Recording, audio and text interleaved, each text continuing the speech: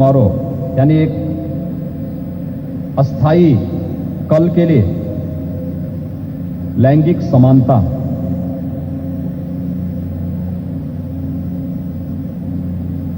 यह इस वर्ष की अंतर्राष्ट्रीय महिला दिवस की थीम है।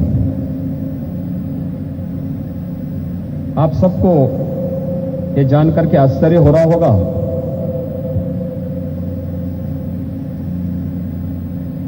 कि दुनिया के अंदर महिलाओं को अपने अधिकारों के लिए किस हद तक आंदोलन करना पड़ा। दुनिया के तमाम देशों में महिलाओं को मिले हुए अधिकार इस बात के प्रमाण हैं। जैसे अभी आप लोगों ने चुनाव में भाग लिया होगा, कितने लोगों ने चुनाव में वोट किया है?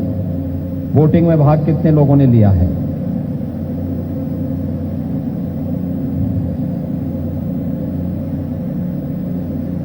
आप देख सकते हैं कि ये वोटिंग राइट भारत के अंदर जिस दिन से चुनाव प्रारंभ हुए उस दिन से महिला और पुरुष को समान रूप से मिला है। 1952 में पहला आम चुनाव हुआ था और 1952 में हर वयस्क मतदाता, वह महिला हो या पुरुष, उन्हें भारत के अंदर अपना मत देने का पूरा अधिकार मिल गया।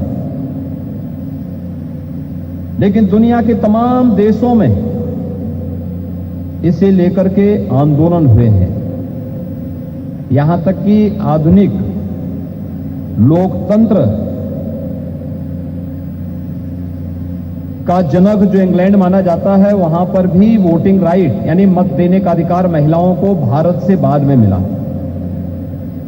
जो अपने आप को बहुत आधुनिक कहता है, उन देशों में भारत से देर में महिलाओं को अपना वोट देने का अधिकार प्राप्त हुआ। इसका मतलब भारत के अंदर महिलाओं के प्रति समानता का भाव पहले से भी रहा है और इसीलिए भारत ने जब अपना संविधान अंगीकार किया तो उस संविधान का यह महत्वपूर्ण जो भाव था कि वह किसी भी व्यक्ति के साथ जाति, मत, मजहब, लिंग और भाषा के आधार पर किसी भी प्रकार का कोई भेदभाव नहीं करेगा। एक समता का व्यवहार सबके साथ होगा। स्वतंत्रता, न्याय, स्वतंत्रता और समता ये भारत के संविधान की मूल आत्मा का हिस्सा रहा है, जिसमें महिला और पुरुष में कोई भेद न हो। लेकिन उस सबके बावजूद समय के अनुरूप ये प्रक्रिया बहुत अच्छे ढंग से आगे नहीं बढ़ पाई होगी, जिसके कारण बहुत सारी जगहों से शिकायतें मिलती थी। और इसीलिए जो मैंने आपसे कहा कि यहां पर पहले हमें जानकारी होनी चाहिए कि वास्तव में केंद्र और प्रदेश सरकार की ऐसी कौन सी योजनाएं हैं जो योजनाएं महिलाओं के कल्याण से जुड़ी हुई हैं, उनके सम्मान से जुड़ी हुई है, उनके स्वावलंबन से जुड़ी हुई है। क्योंकि हमेशा कोई समाज या कोई वर्ग पिछड़ता तब है जब उसे जानकारी नहीं होती है किसी व्यवस्था के बारे में या शासन की योजनाओं के बारे में या व्यवस्था के किसी उसके बारे में उसे जानकारी नहीं होती, वह उसमें पिछड़ जाता है। और इसलिए अक्सर मैं इस बात को कहता हूं कि शासन की योजनाओं को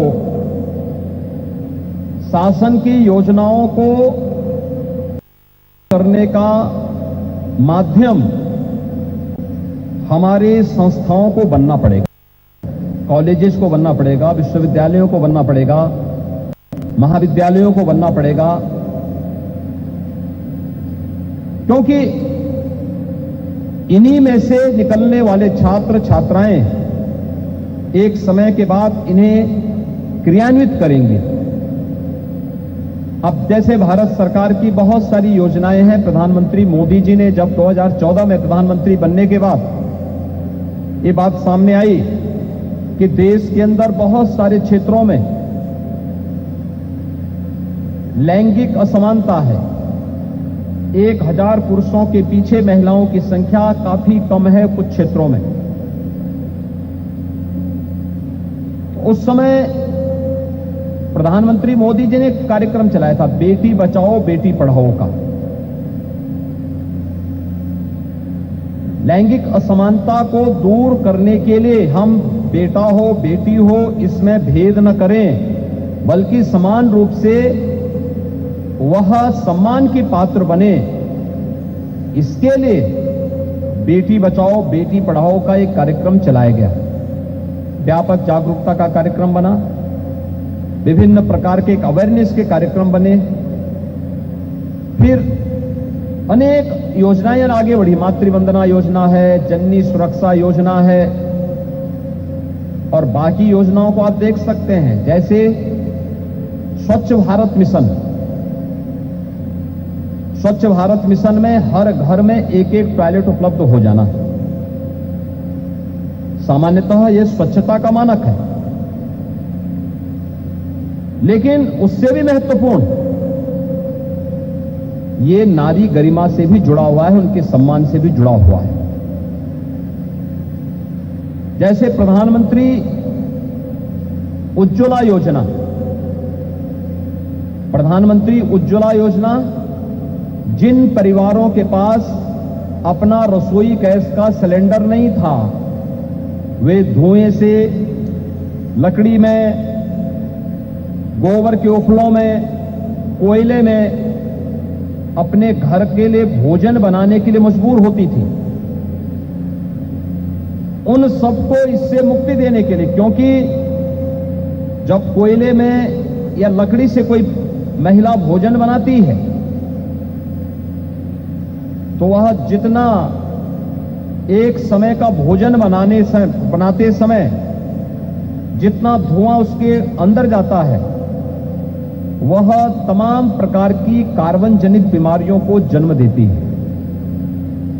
लंग्स उनके खराब होते हैं, श्वास की परेशानी होती है और एक समय के बाद ये स्थिति आती है कि असमय व्यक्ति टीबी का पेशेंट हो जाता है या तमाम अन्य बीमारियों के चपेट में आता। आंखें खराब होती हैं। आपने देखा होगा गांव में 45 साल 50 साल के साथ ही लोगों को मोतियाबिंद होने लगता है, उसके बाद उनकी आंखों की देखना बंद हो जाता है। बहुत सारे लोग यानी जवानी में ही ऐसे लगता है जैसे इन पे बुढ़ापा आ गया हो, ये स्थितियां आती हैं।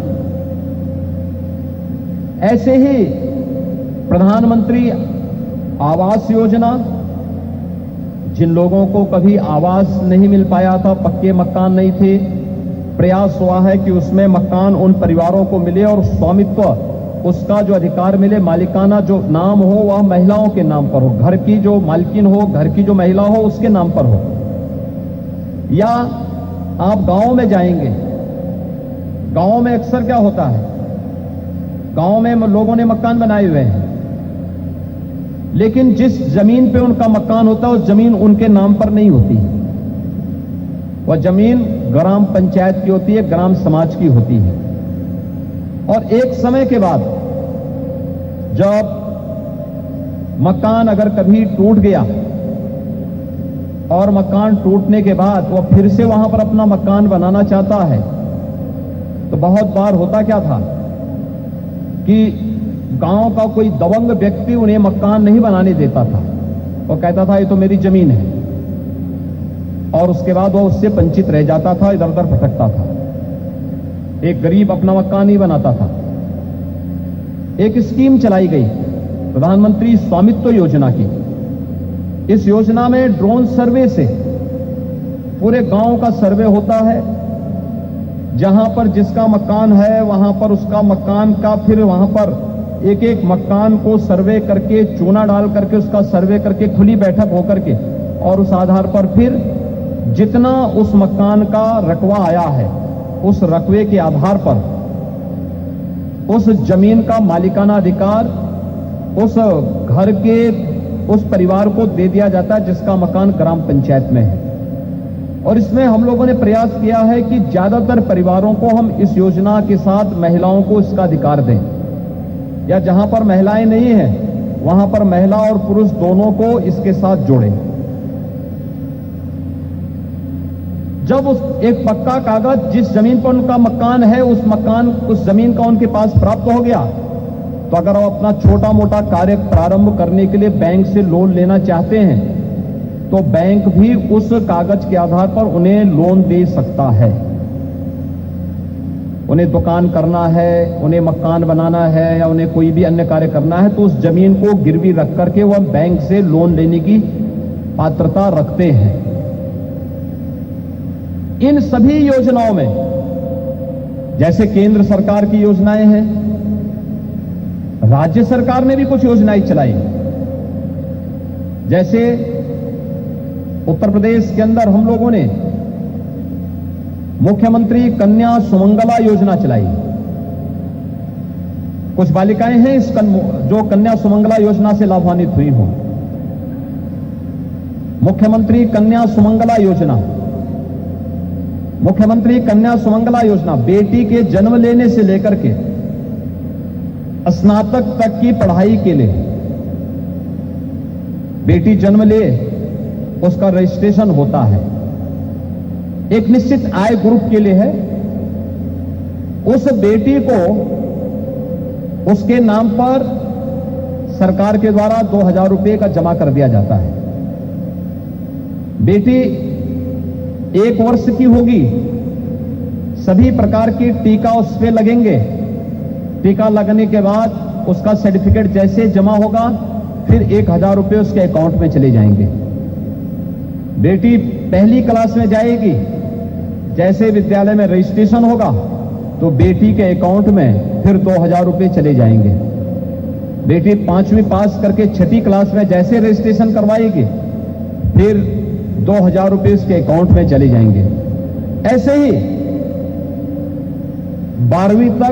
12वीं पास करने के बाद जब चाहे वह डिप्लोमा कोर्स करना चाहती है, सर्टिफिकेट का कोर्स करना चाहती है या डिग्री कोर्स करना चाहती है तो 5,000 रुपए उसके अकाउंट में चले जाते हैं। स्वतः स्फूर्त भाव के साथ उसके अकाउंट में पैसे, यानी 15,000 रुपए का एक पैकेज एक बेटी के लिए कन्या सुमंगला योजना में राज्य सरकार ने प्रारंभ किया है, जिसमें अब तक प्रदेश की 11 लाख बेटियों को इस सुविधा का लाभ प्राप्त हो रहा है। इसी प्रकार से मुख्यमंत्री सामूहिक विवाह की योजना, ग्रामीण क्षेत्र में बहुत सारे, शहरी क्षेत्र में भी बहुत सारे परिवार ऐसे हैं जो बेटी की शादी के लिए उतनी धनराशि नहीं एकत्र कर पाते जिससे बेटी की शादी कर सकें। हमने राज्य सरकार की तरफ से एक अनुदान घोषित किया कि हम राज्य सरकार की तरफ से बेटी की शादी के लिए गरीबी रेखा के नीचे जीवन यापन करने वाले उन परिवारों को 51,000 रुपए हर बेटी की शादी के लिए उपलब्ध करवाएंगे। अब तक 2 लाख बेटियों की शादी इस योजना के अंतर्गत हुई और ऐसे ही अनेक योजनाएं चल रही हैं। अगर आप देखेंगे स्वच्छ भारत मिशन में 2,61,00,000 परिवारों में शौचालय का निर्माण हुआ है। आवास योजना में 43,50,000 से अधिक परिवारों को एक एक आवास मिला है। अगर आप देखेंगे उज्ज्वला योजना में 1,67,00,000 ऐसे परिवार थे जिनके पास आजादी के बाद अपना रसोई गैस का सिलेंडर नहीं था, उन्हें यह सुविधा उपलब्ध करवाई गई। ऐसे ही अन्य योजनाओं के साथ भी जोड़ने का कार्य किया गया। इसके पीछे का उद्देश्य था कि बेटियां और महिलाएं भी जीवन के हर क्षेत्र में आगे बढ़ सके। उत्तर प्रदेश में जब 2017 में भारतीय जनता पार्टी नेतृत्व की सरकार बनी तो हम लोगों ने उत्तर प्रदेश पुलिस बल में उनकी भर्ती का एक विशेष अभियान चलाया। आप सबको जानकर आश्चर्य होगा कि 1947 से 2017 तक उत्तर प्रदेश के पुलिस बल में जितनी महिला कार्मिक थी, आज उसकी 3 गुना महिला कार्मिक हैं। 3 गुना से ज्यादा महिलाएं वहां कार्यरत हैं इस समय। यानी ये महिला सशक्तिकरण की दिशा में उठाए गए वे कदम हैं जो महिलाओं को समाज में सम्मान भी देता है, सुरक्षा भी प्रदान करता है और साथ साथ उन्हें स्वावलंबन की ओर अग्रसर भी करता है। केवल सुरक्षा ही नहीं, सुरक्षा, सम्मान और स्वावलंबन, ये तीनों जब एक साथ चलेंगे तो वह सशक्तिकरण का मार्ग प्रशस्त करेगा और सशक्तिकरण के उस मार्ग को प्रशस्त करने की दिशा में ही हम लोग आज जब लैंगिक असमानता को दूर करने की बात करते हैं और ये वर्ष महिला और पुरुष में भेद न हो, दोनों बराबर की सामर्थ्यवान हैं, जिस फील्ड में उन्हें कार्य करने का अवसर मिला है वे वहां कर सकती हैं, वहां दिखाने का एक अवसर भी है। तो उस अवसर पर जब हम लोग यहां पर मौजूद हैं तो आप सब नर्सिंग से जुड़े हुए प्रशिक्षु हैं। मुझे लगता है कि नर्सिंग के बारे में तो माना जाता है कि नर्सिंग सेवा का एक बेहतरीन माध्यम है और स्वास्थ्य सेवा का यह रीढ़ माना जाता है। और यह मान्यता है कि जितना अच्छा कार्य इस फील्ड में महिलाएं कर सकती हैं उतना हो सकता है पुरुष न कर पाती हो, क्योंकि वह अपने आप में नर्सिंग का जो कार्य है ये एक संवेदना से जुड़ा हुआ कार्य है, भावनाओं से जुड़ा हुआ कार्य है। एक मरीज और एक डॉक्टर के बीच, एक मरीज और एक स्टाफ नर्स के बीच जो एक भावनात्मक लगाव होना चाहिए, एक जो उसके प्रति संवेदनाएं होनी चाहिए मरीज के प्रति हमारी। ये मान्यता है कि महिलाएं ज्यादा अच्छे ढंग से सेवा के इस कार्यक्रम को आगे बढ़ा सकती हैं और इसीलिए नर्सिंग के इस कार्य में पूरे देश के अंदर ही नहीं दुनिया के अंदर भारत की बेटियां छा गई। जहां भी उन्हें अवसर मिला उन्होंने अपनी सेवा कार्य के माध्यम से अपना एक विशिष्ट स्थान भी बनाया है। और आप सब इस बारे में आज जब यहां पर अंतर्राष्ट्रीय महिला दिवस के इस कार्यक्रम के साथ जुड़ी हुई हैं, मुझे इस अवसर पर केवल एक बात कहनी है, वह यह कि दुनिया के अंदर महिलाओं को अपना अधिकार प्राप्त करने के लिए अनेक संघर्ष करने पड़े।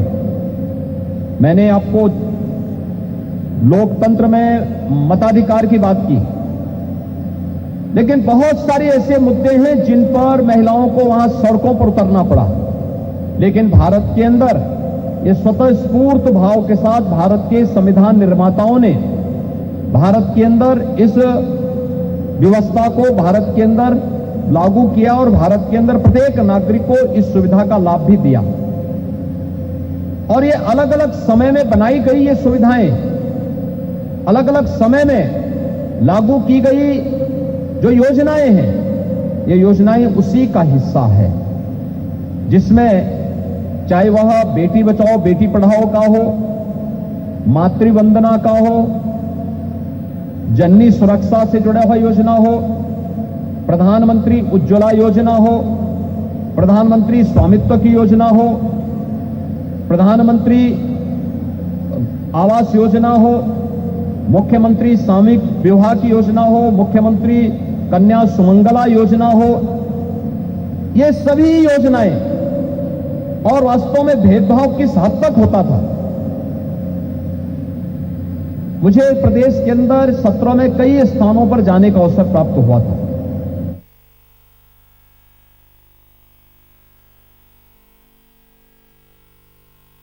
जब बात स्पेशल मोमेंट्स की हो या अपनों की खुशियों की, क्यों ना बनाए इन्हें खास ऐशपुरा डायमंड्स के साथ।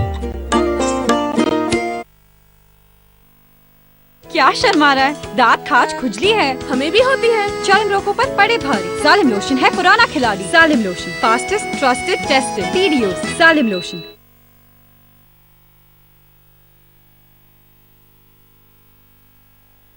बालिकाएं ज्यादा थी।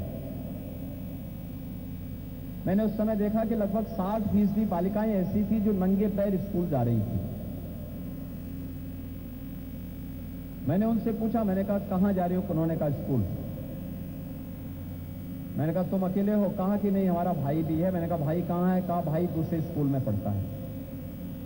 यानी भाई दूसरे स्कूल में पढ़ रहा है और बहन बेसिक शिक्षा परिषद के स्कूल में पढ़ रही है। तो मैंने यही पूछा, मैंने कहा आखिर क्यों दोनों भाई बहन एक स्कूल में क्यों नहीं पढ़ते? तो मुझे बताया गया कि इसलिए नहीं क्योंकि वो भाई है, लड़का है, इसलिए उसको लिए अच्छा स्कूल है, और मैं बेटी होना इसलिए जो है मेरे लिए अच्छा स्कूल नहीं है। तो मैं वापस गया। वापस जाने के बाद फिर मैंने एक व्यवस्था बनाई कि जिन बेसिक शिक्षा परिषद के स्कूलों को यह माना जाता है कि ये अच्छे नहीं हैं, तो आखिर इनको अच्छा बनाने की चुनौती भी तो हमारे सामने है। और तब हम लोगों ने एक योजना चलाई थी उत्तर प्रदेश में, ऑपरेशन कायाकल्प।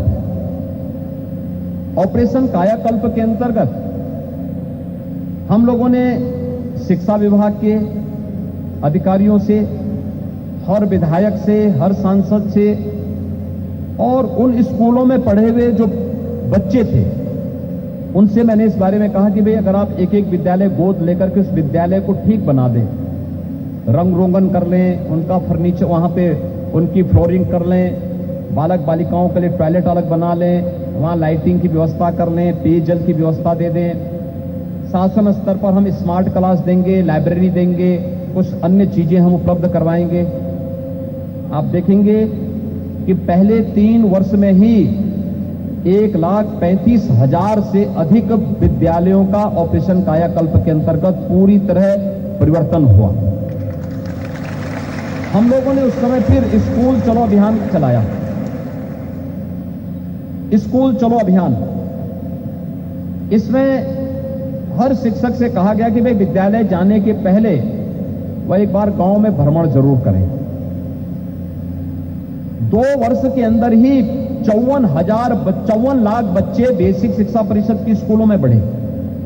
और फिर हम लोगों ने जुलाई 2017 में ही एक व्यवस्था बनाई कि बालक हो या बालिका, इन सभी बच्चों को यूनिफॉर्म सरकार देगी। क्योंकि जब सरकार देगी तो उसमें कोई भेदभाव नहीं करेगा, ना बेटे के साथ ना बेटी के साथ। एक जैसी यूनिफॉर्म देंगे, बैग देंगे, बुक्स देंगे, जूता मोजा भी देंगे और सर्दियों में स्वेटर भी देंगे। और आज आप देखते होंगे कि 1,81,00,000 बच्चे बेसिक शिक्षा परिषद के स्कूलों में पढ़ रहे हैं। और इन सभी बच्चों को हम लोग आज bag, books, sweater, socks, shoes ये सभी उपलब्ध करवा रहे हैं। और काफी वहां पे परिवर्तन देखने को मिला है। आपने देखा होगा कि बेसिक शिक्षा परिषद के स्कूलों में पठन पाठन का माहौल बढ़ा है। वहां पर तकनीक के साथ लोग जुड़ रहे हैं, लोगों के मन में एक नई रुचि जागृत हुई है, बहुत सारी चीजें वहां पर देखने को मिली है। तो ये बहुत सारी चीजें थी जिसको लेकर के कार्य किया जा सकता है। थोड़ा सा प्रयास हो तो बहुत कुछ संभव है। और महिलाएं अपने क्षेत्र में कैसे कार्य कर सकती हैं, एक बहुत बड़ा कार्य क्षेत्र है और मुझे लगता है करने वाले के लिए कहीं कोई समस्या नहीं। 2019 की मैं घटना बताता हूं। मैं बुंदेलखंड गया था। जैसे पूर्वी उत्तर प्रदेश पश्चिमी उत्तर प्रदेश की तुलना में आर्थिक रूप से कमजोर माना जाता है, ऐसे बुंदेलखंड को भी पश्चिमी उत्तर प्रदेश और मध्य उत्तर प्रदेश की तुलना में कमजोर माना जाता है। जब बुंदेलखंड में मैं गया था तो बुंदेलखंड में मुझे बताया गया कि यहां पे आर्थिक स्थिति लोगों की बहुत कमजोर है। हम लोगों ने 2019 में वहां पर एक महिला स्वयंसेवी समूह का गठन किया। उस महिला स्वयंसेवी समूह का काम था हर गांव में दुग्ध समिति का गठन करना, दुग्ध उत्पादन समितियों का गठन करके गांव में गाय या भैंस का दूध एकत्र करके फिर उसे डेयरी तक पहुंचाने का कार्य करना है। और उसका नाम हम लोगों ने रखा था बेलेनी मिल्क प्रोड्यूसर। इसमें भारत सरकार ने, राज्य सरकार ने मिलकर के इस कार्यक्रम को आगे बढ़ाया। आज आप आश्चर्य करेंगे कि बेलेनी मिल्क प्रोड्यूसर से जुड़ी हुई महिलाएं बुंदेलखंड में स्वावलंबन का आधार बन गई। मैं कोरोना कालखंड में भी देख रहा था। कोरोना कालखंड में उनका जो नेट प्रॉफिट था एक वर्ष का, वह 2 करोड़ रुपए था। 2 करोड़ रुपए उस महिला जो स्वयंसेवी समूह है उसने वहां पर इतना प्रॉफिट कमाया और अपने हर सदस्य को भी इसके साथ जोड़ने का कार्य किया। बहुत सारे ऐसे कार्य हैं जिनको आप कर सकते हैं और जिनको महिलाएं करके न केवल अपने परिवार की बल्कि समाज को भी एक नई राह दिखा सकते हैं। और इसीलिए सरकार ने बहुत सारी योजनाएं चलाई हैं, जिन योजनाओं के माध्यम से बालिकाओं को प्रोत्साहित करना, बेटियों की सुरक्षा की व्यवस्था करना।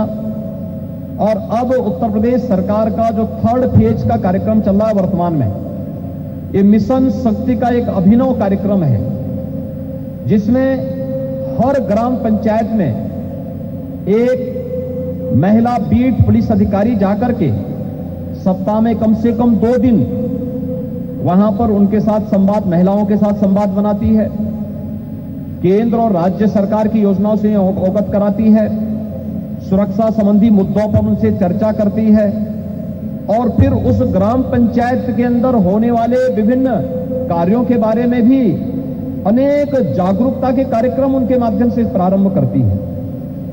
एक बहुत बड़ा फील्ड है जिस पर काम किया जा सकता है और उस दिशा में मुझे लगता है कि हताशा और निराशा से कभी लक्ष्य को नहीं प्राप्त किया जा सकता है।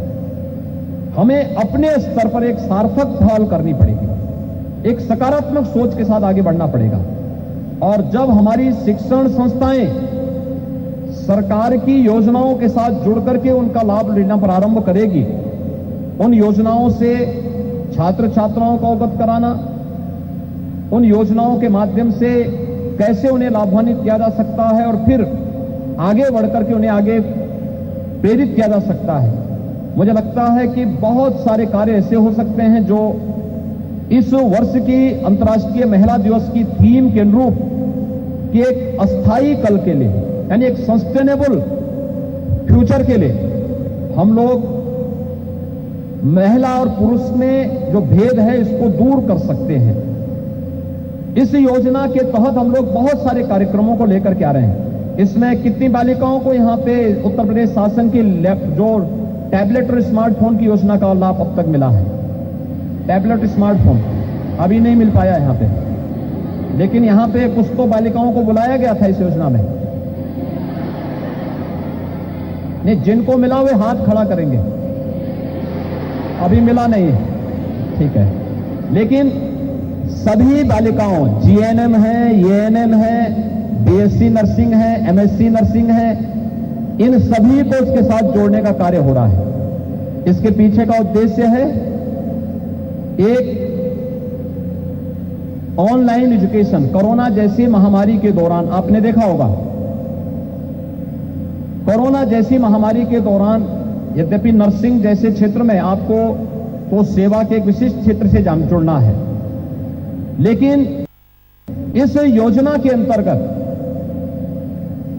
हम लोगों ने कॉलेज जाने वाली, वो बीए कर रही हो, बीएससी कर रही हो, बीकॉम कर रही हो, एमएससी, एमकॉम या फिर बीटेक, एमटेक, जीएनएम, एएनएम या फिर मेडिकल की हो, नर्सिंग की हो, फार्मेसी की हो, उन सभी बालक बालिकाओं को हम लोगों ने इसके साथ जोड़ा है जिन्हें ऑनलाइन एजुकेशन के साथ अपने कार्यक्रम को, अपने पाठ्यक्रम को आगे बढ़ाना है, क्योंकि अब तक एक चैलेंज है ये। लगातार 2 वर्ष प्रमोट करने की आवश्यकता पड़ी, या बहुत सारे बच्चे ऐसे थे जिनके पास अपना स्मार्टफोन नहीं था, जिनके पास अपना टैबलेट नहीं था, जिनके पास अपनी कोई सुविधा नहीं, कोई भी इस प्रकार की नहीं। तो इसमें बांटा क्यों नहीं? जब संस्था में आ चुका तो बांटा क्यों नहीं? चुनाव का इसमें थोड़े लागू होता है। ये तो आप लोगों को बांटना चाहिए था, बांटा क्यों नहीं संस्था जो आगे?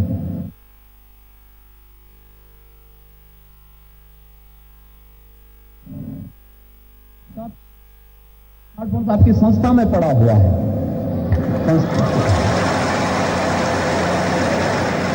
तो संस्था की कमी है कि संस्था ने उसको बांटा नहीं, जबकि इसमें आचार संहिता लागू नहीं होता है, क्योंकि आचार संहिता के पहले की योजना है और इसमें आचार संहिता इस पे नहीं लागू होता है। लेकिन उसमें ऑनलाइन एजुकेशन, ऑनलाइन एग्जामिनेशन और ऑनलाइन कंपटीशन की प्रिपरेशन के लिए भी ये स्मार्टफोन और टैबलेट आपको मदद कर सकता है। उसके लिए शासन ने उन संस्थाओं के साथ भी एमओयू किया है जो इससे संबंधित पाठ्यक्रम आपको उपलब्ध करवाने में मदद कर सकते हैं, बहुत अच्छा इसमें मदद कर सकते हैं। और इसीलिए यह योजना सरकार ने लागू की है। 1 करोड़ प्रदेश के यूथ को वर्तमान में हम लोग टैबलेट और स्मार्टफोन देने की व्यवस्था कर रहे हैं, जिसके माध्यम से, और डिजिटल एक्सेस इसमें फ्री दे रहे हैं। यानी इसमें जो भी अन्य खर्चे आने हैं ऑनलाइन एजुकेशन के लिए, ऑनलाइन इसमें एग्जामिनेशन होंगे इन सब के लिए, तो वह भी इसमें यह आप लोगों को अपडेट करेगा। देश और दुनिया की जानकारी के लिए आप लोगों को इस योजना के साथ इसको जोड़ने में वह मदद कर सकता है। और मैं आज के इस अवसर पर आप सबसे यही कहूंगा कि हम स्वयं पर विश्वास पहले करें, और स्वयं पे विश्वास करने के साथ ही शासन की योजनाओं के साथ, योजनाओं की जानकारी हमें होनी चाहिए। जैसे कुछ प्रशिक्षुओं ने इस बारे में कहा, उन्हें जानकारी है उज्ज्वला योजना के बारे में, उन्हें जानकारी है स्वच्छ भारत मिशन के बारे में। एक एक योजना भारत सरकार की या राज्य सरकार की जो भी योजनाएं हैं, ये एक एक योजना ये स्वावलंबन से जुड़ी हुई है। और ये केवल व्यक्ति के स्वावलंबन से नहीं, एक महिला स्वावलंबी होती है, एक बालिका स्वावलंबी होती है, उसके साथ एक परिवार स्वावलंबी होता है, और उसके साथ एक पूरी पीढ़ी स्वावलंबन की ओर अग्रसर बढ़ती हुई दिखाई देती है। उस स्वावलंबन के पथ पर अग्रसर करने के लिए हमें योजनाओं की जानकारी होना, जानकारी होकर के उनके साथ जुड़ना, और उनके साथ जुड़ने के बाद फिर उन योजनाओं का लाभ लेकर के, और उन योजनाओं के माध्यम से फिर हम शासन की योजनाओं के साथ जुड़ें, अपने पाठ्यक्रम के साथ जुड़ें, और एक स्वस्थ प्रतिस्पर्धा के लिए अपने आप को तैयार करें। याद करना, कभी भी शॉर्टकट का रास्ता व्यक्ति को कभी भी जीवन में सफल नहीं बना सकता। जीवन में सफल बनना है तो हमें संघर्ष का रास्ता हमेशा चुनना चाहिए, हमेशा संघर्ष का राह चुनना चाहिए। हम अपने आप को अपडेट करेंगे तकनीक से, अपने पाठ्यक्रम से, समाज की जानकारी से, प्रत्येक उसके बारे में। अगर आप हर एक चीज के बारे में अपडेट हैं तो हर एक प्रतिस्पर्धा के साथ आप अपने आप को एकदम सफल पाएंगे, और उसके बाद जीवन में सफलता आपको पग पग पर प्राप्त होती हुई दिखाई देगी। आज मुझे प्रसन्नता है कि यहां पर महायोगी गोरखनाथ विश्वविद्यालय की नर्सिंग से जुड़ी हुई आप सभी प्रशिक्षुओं, जिसमें बीएससी भी है, जीएनएम भी है, ईएनएम भी है, इनसे जुड़े हुए आप सभी प्रशिक्षुओं के साथ अंतर्राष्ट्रीय महिला दिवस के इस कार्यक्रम में मुझे भागीदार बनने, और यहां पर हुई विभिन्न प्रकार की प्रतियोगिताओं में जिन प्रशिक्षुओं ने स्थान प्राप्त किया है उन्हें पुरस्कृत करने का अवसर प्राप्त हुआ है। मुझे विश्वास है कि अच्छे भविष्य के लिए हम लोग लैंगिक असमानता को दूर करने का प्रयास स्वयं के स्तर पर, अपने परिवार के स्तर पर अगर प्रारंभ करेंगे तो वही समाज में आने वाले समय के लिए एक नई आधारशिला बन सकती है। मैं इस अवसर पर एक बार फिर से आप सभी को अंतर्राष्ट्रीय महिला दिवस की हृदय से बधाई देता हूं, अपनी शुभकामनाएं देता हूं। धन्यवाद। जय हिंद।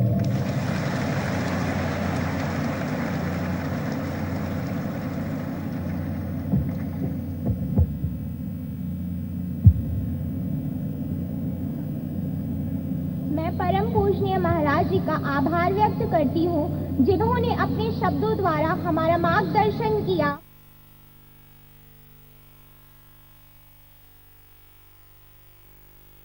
सालों साल चलने की गारंटी चाहिए तो सिर्फ स्प्लाइस प्लाई लगवाइए। तो सिर्फ स्प्लाइस प्लाई ही लगाओ। स्प्लाइस प्लाई, सालों साल इंटीरियर का इंश्योरेंस पाओ।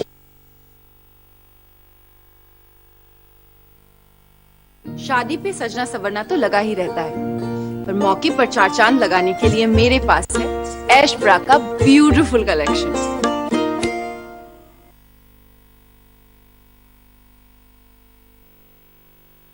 क्या शर्मा रहा है? दांत खाज खुजली है, हमें भी होती है। चल इन रोगों पर पड़े भारी। सालिम लोशन है पुराना खिलाड़ी। Salim lotion, fastest, trusted, tested, टीडीओस। सालिम लोशन।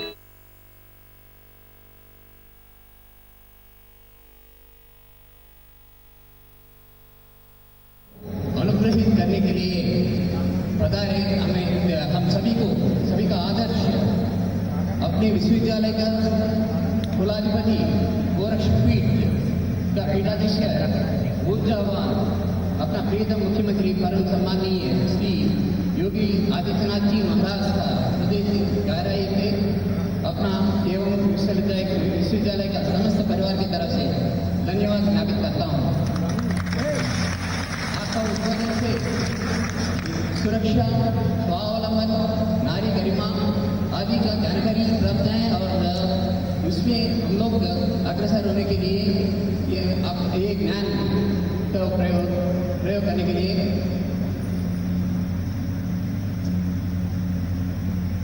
अग्रसर होता है और समय रहने के लिए और इस श्लोक में हम लोगों का मार्ग श्रीमान कुलाधिपति श्री यूपी सिंह सर का विश्वविद्यालय का समस्त परिवार की तरफ से हृदय से आभार प्रकट करता हूँ।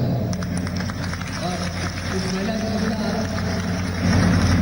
कार्यक्रम में इस मंच का शोभा बढ़ाते हुए श्री सुरेखा किशोर मैडम डॉक्टर सुरेखा किशोर जी, निर्देशक एम्स गोरखपुर और तथा श्रीमती डॉक्टर शोभा गौड़, दीनदयाल उपाध्याय का यूनिवर्सिटी का एजुकेशन डिपार्टमेंट का विभागाध्यक्ष महोदया को मैं धन्यवाद समर्पित करना चाहता हूँ। अपने विश्वविद्यालय के कुलपति माननीय major general doctor Atul Vajpayee ji तथा अपने कुलसचिव महोदय माननीय डॉक्टर सचिव राव साहब को हृदय से धन्यवाद अर्पित करता हूँ। पत्रकार बंधुओं को विशेष रूप से धन्यवाद करता हूँ। यह कार्यक्रम सफलतापूर्वक आयोजित करने के लिए नर्सिंग कॉलेज का प्राचार्य महोदया डॉक्टर अजिता जी का धन्यवाद देता हूँ। सभी संस्था का सदस्य का हृदय से धन्यवाद करता हूँ तथा प्रतियोगिता में पुरस्कार पाने वाले छात्राओं को अभिनंदन करते हुए धन्यवाद देता हूँ। सभी पदाधिकारी जो प्रत्यक्ष रूप से और अप्रत्यक्ष रूप से इस कार्यक्रम में जुड़े हैं और उन सबको सभी के नाम से धन्यवाद प्रकट करता हूँ।